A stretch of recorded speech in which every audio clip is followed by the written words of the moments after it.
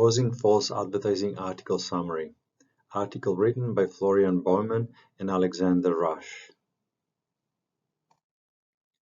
Advertising is a widespread phenomenon that has its roots in ancient civilizations.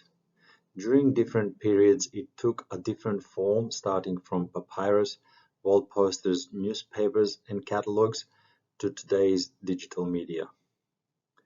Although the message is disseminated via different media, the aim is to promote a product or service to the potential customer and create an edge over the competition. Oxford Dictionary defines advertising as the activity or profession of producing advertisement for commercial products or service. Generally, it presents information to the targeted audience to persuade them to purchase the product or service. As the market becomes saturated with products, the competition increases and the need of aggressive marketing follows the same trend. This creates a highly competitive advertising environment that pressures advertisers to produce ads bordering the fine line of ethical and unethical advertising. In turn, consumers may find it difficult to differentiate puffery and false claims for the real information, and as such they are exposed to an unfair disadvantage by the sellers. Bauman and Rasch conducted analysis to model the incentive for demanding quality verification and injunctions against false advertising. The model aims to identify the optimal law enforcement regime to regulate unfair advertising. For this analysis, they considered the possibility of false advertising by firms that operate in duopolistic competition environment with an audience of consumers with a rational or naive trustworthiness to the advertising claims. The modeling is based on development of mathematically calculated assumptions. Starting point for the analysis is two firms with horizontal product differentiation. The first firm offers a product of known standard quality. The second firm has private information regarding their product if it is of high or standard quality. The private knowledge of the second firm creates vertical product differentiation and gives the firm the option to advertise the product as a high or standard quality, which may be a false claim. The authors next investigate the enforcement agency according to their objective and function. They are grouped into three different categories: public authority, private entity, and profit-maximizing competitor. The first is interested in the social welfare and the other two in consumer welfare. All three groups will have different motivators to pursue false advertising. Although the end game is the same, the enforcement agency's ability to pursue will be different, especially the financial limitations that will differ from country to country based on their judicial system. The authors investigate the two economic impacts of law enforcement. The first investigates the national legislation as an incentive to motivate different parties to request advertising claims validation that may result in injunction against false advertising. The second identifies customer rationality and the cost of law enforcement as important factor to determine the legal framework.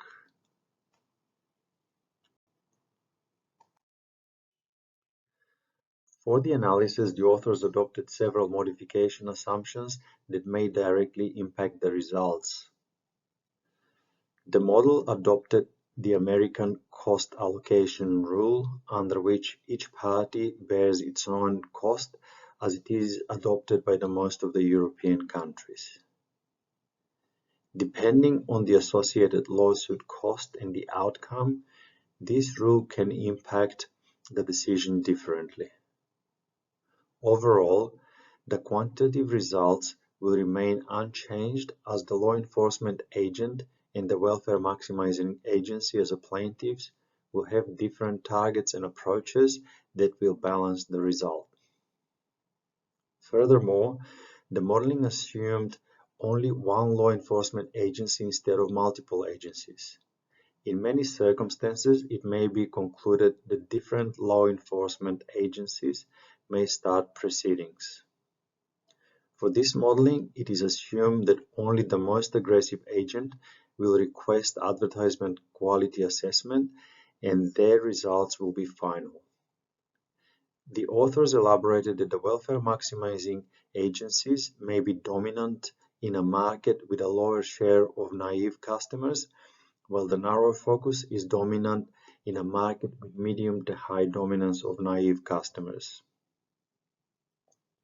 The modeling assumes that false advertisement has been identified before any purchases occurred. As such, no harm has been induced on the customer, and the company needs to pay the full enforcement cost without the need to pay damages.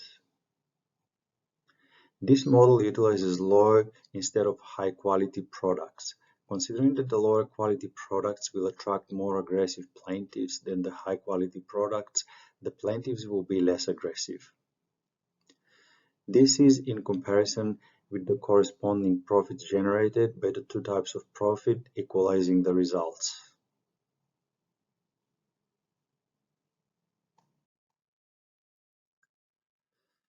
The first two conclusions are associated with the answer of which party will benefit more from requesting a quality verification. This depends significantly on the ratio of naive and rational customers within the population. The agents with a narrow focus have a greater incentive if the population ratio consists of medium to large population share. Contrary, when the naive population presence is below medium, the welfare maximizing agencies have a larger incentive. The first aspect can be explained by the difference in price charged by the firms and the inability of the naive customers to assess the unchallenged advertising message. As such, the determination of who is the more aggressive agent will be with the ratio of naive customers presence within the population. The second aspect is associated with the enforcement agents facing the commitment challenge because the advertising decision comes first before the verification decision.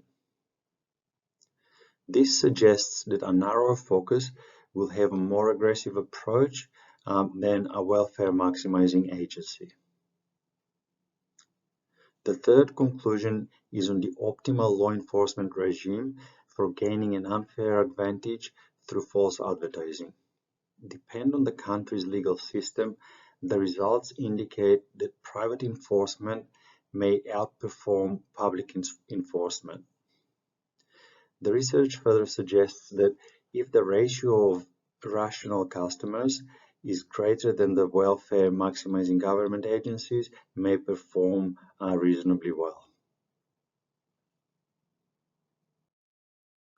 In summary, the appropriate law enforcement authority is directly related to the presence of naive customers in the population for as long as the injunction suits are at a reasonable cost. In my view, this is a very good summary of the motivators and the main triggers for requesting an advertising review and issuing an injunction. However, since the injunction occurs after the false advertising may have inflicted damage to the customer, a more proactive approach may be needed. This could be done by identifying and regulating the ads before publication. This may be through conducting a review to obtain approval to publish them by a nominated government or a private agency.